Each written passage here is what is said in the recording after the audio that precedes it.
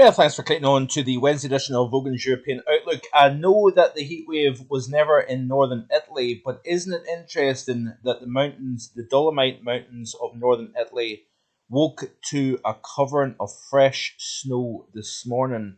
I'm sure there'll not be much said about this, but I thought it was quite fascinating nonetheless.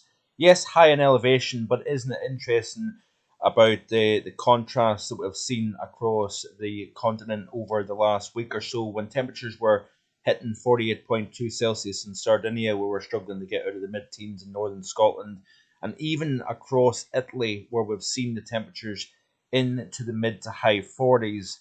The mountains of the far north of the country was receiving a covering of fresh snow. This is testament to the fact that fresh air is digging further south. Of course, we've seen potentially a record large hailstone in recent days, and we also seen, of course, extreme winds, damage caused by severe weather running that boundary, that ring of fire type situation across the northern Mediterranean basin where the air masses have collided.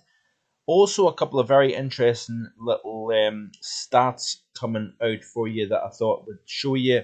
This is a tweet by Neil K showing that the last time the month of July was cooler than June, so June being warmer than July, according to the Met Office anyway, and it looks as if that is pretty much a given now. It will actually, you have to go all the way back to 1970 for the last time that June was warmer than July in the British Isles, which really actually kind of surprised me slightly. I was quite taken aback by that. I thought there would have been other instances since then where the month of June was warmer than the month of July. But certainly, according to Neil Kay, that has been the case, and it's only occurred 6 times since 1884. I actually go on to say also that when is the last time we've seen a UK maximum, so both for June and July, the absolute highest temperature for those 2 months being exactly the same figure at 32.2 Celsius. Has it ever happened before? Let me know in the comment section below if you happen to have the answer to that. But I thought it was fascinating how, it's the first time since 1970 that we've seen June warmer than July, and also the maximum temperature being both, 32.2 Celsius. I'm always fascinated by statistics, and I always quite enjoy sharing with you statistics when it comes to stuff like that here. It was also quite a contrast in the temperature this morning across Scotland in particular, where we had, the temperature was down to 1.1 Celsius at Loch Liscarnock, while we had 12 at Glasgow and 12.8 down at Prestwick. So quite a notable temperature difference during the course of this morning across Scotland in particular. And of course, we are going to be seeing warmer nights as we go through the next few days here. Of course, we've got an area of low pressure that is edging towards our shores. Its attached frontal system will bring a spell of rain and increased breeze over the next 24 hours or so, and then we'll get more of the same as we press towards the weekend overall. But let's have a quick look actually and see what the 850 temperature forecast is. This is initially for Inverness, and you can see here that we're firmly below average at the moment, with 850s close to between 2 and 3 Celsius at 5,000 feet. Then we start to see the temperature rise above average, knocking the door of between 8 and 10 Celsius over the next couple of days, thanks to that area of low pressure, bringing some warmer air in. And that is going to be the theme actually as we go through the final days of July and into the early portion of August here, where we are going to start to see a flatter jet stream. We'll look at that in just a second. But notice here with Inverness, the red line, the thick red line is the average, and what you've got is we've got a below average, then above average in the next 24 to 48 hours. Then we go back towards average once again, and it looks as if through the final days of the month it's close to average at 850 over Inverness. Then it actually goes in the means below average for the period generally between the 1st of August through to about the 10th of August. So certainly according to the GFS ensemble, it's indicating that the northern half of the UK at 850 is actually going to be below average. Let's have a look at London here. Now, notice I'm not holding the cursor over because it distorts and you can't really see it properly. Unfortunately, it's actually not showing. It's actually updating at the moment. So I can show you London, but it has something rather similar when it comes to the 850 temperatures. There is quite a contrast actually going on here between the upper air pattern at the moment versus what we're going to be seeing in the coming days here. So this is off the GFS model, and you can see here the amplification of the pattern. We're going to start to flatten out the upper air pattern as we press towards the final days of July, early August.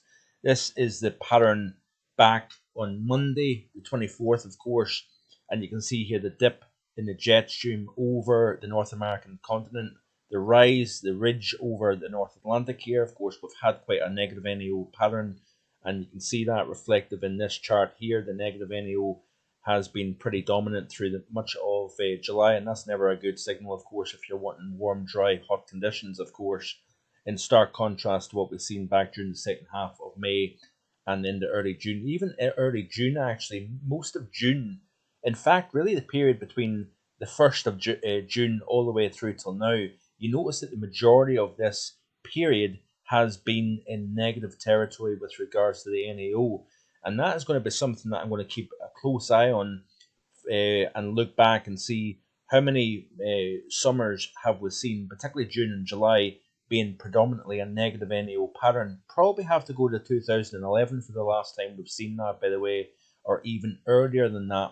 And of course, we correlate this along with other aspects to see exactly where we're going towards the autumn and winter season. So stay tuned for that. And of course, if you haven't already done so, be sure to hit that subscribe button. Lots of content coming up on the Global Weather and Climate Report this Sunday. We will kind of pick a little bit at some of the figures that has been shown in recent days, whether it be in Sardinia, Sicily, Tunisia, Algeria, Spain, where we've seen all this, all this highlight of extreme weather, temperatures, record-breaking temperatures and whatnot.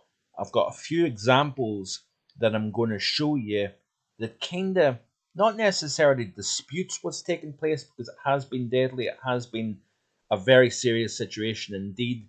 Temperatures have been right up at that ceiling of what we know being within the kind of boundaries of our weather and extremes, etc., etc. But I'm wanting to show you in the upcoming Global Weather Report edition 52 on Sunday, I'm going to pick at a couple of things and show you examples of how we've seen stuff in the past that may be getting forgotten about, brushed aside, to kind of drive that kind of and promote that kind of man-made driven climate change that is fueling these heat waves. There is plenty of evidence that has taken place in the past that kind of counteracts slightly what we've been seeing so far. So anyway, back to the point. So the jet stream, of course, quite a wavy situation. Then we see it going quite flat, and you can see that here.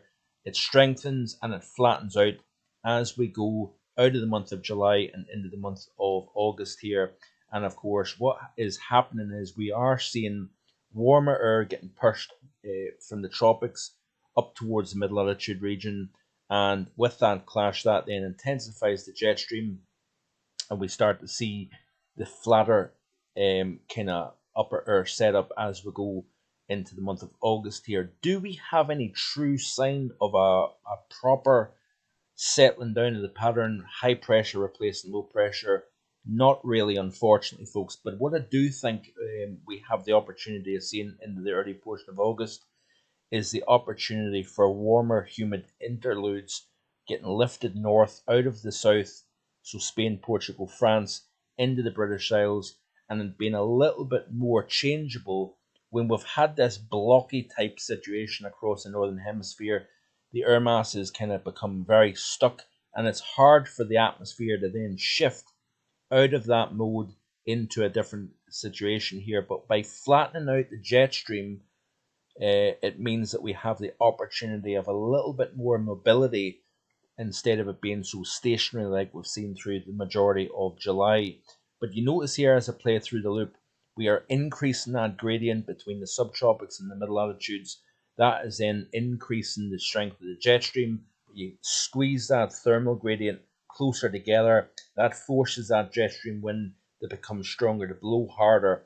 We also have the increase in developing of areas of low pressure. Some of those areas of low pressure could be quite deep as well.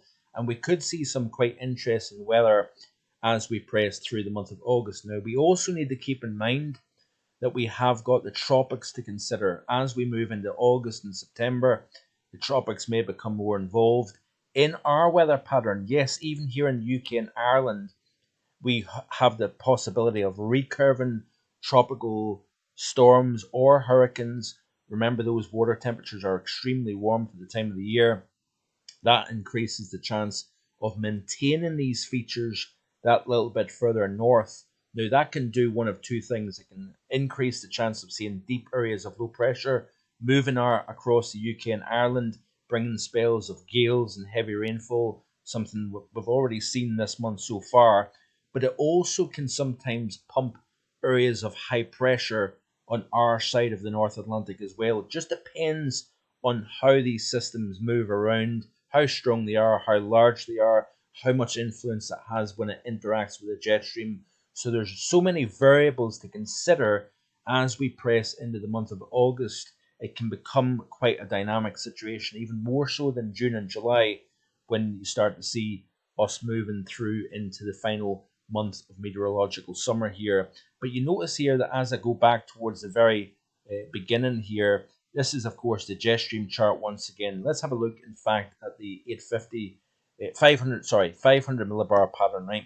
So this is back to Sunday of the weekend just gone. And you notice here that we've got the trough over eastern North America. We've got the ridge over the North Atlantic, indicative of that negative NAO pattern. But you notice here this little feature on the south side of that ridge. That's actually the remnants of Hurricane Dawn, I think it is. I could be wrong. But what Dawn's doing is, it's actually, if I've got the right name, what that system is doing is it's actually helping flatten out the jet across the North Atlantic. So it's starting to recast the atmosphere over the North Atlantic, and in turn, it then changes the overall situation as it pumps warm tropical air up into a cooler region, and then we see the flattening out of the pattern here. So as that system then becomes absorbed, it becomes lost. You notice here that we have a trough starting to show up over Hudson Bay, and that is the kickstart to the flattening out of the overall situation. You notice here that heights start to come down over the North America, two in fact, one over Western Canada, one over Hudson Bay and James Bay. You've got another feature now starting to come south just to the east of Greenland here. So there's the upper air pattern starting to flatten itself out instead of it being this big meridional ridge trough upper air situation here. And that does change things as we go into the month of August here. So you notice here by the time we reach Saturday the 29th of July, we've got a much flatter look with the trough over top of the ridge and much more westerly driven pattern. What I will say is, by the way, we may start to take a little bit of this energy, this anomalous warm water over the North Atlantic, and start to see those waters cooling down with this type of situation, increase that westerly flow over the ocean surface. That could start to see upwelling of waters from deep below here. So we'll watch this space and see what happens. CFSV2 for the month of August looks like this here. So you notice here that we've got, not much of a signal here over the UK and Ireland, but you would probably suggest that there may be a little bit of a low pressure close to the UK and Ireland. So therefore we have an increase in rainfall, especially across the northern portions of the UK, with more of a flatter westerly driven pattern during at least the first half of August. That opens the door to changeability, a little bit of more movement within the atmosphere, introduction of something warmer and more humid coming up from the south, possibly more unsettled further north across Ireland and Northern Ireland and Scotland, even Northern England.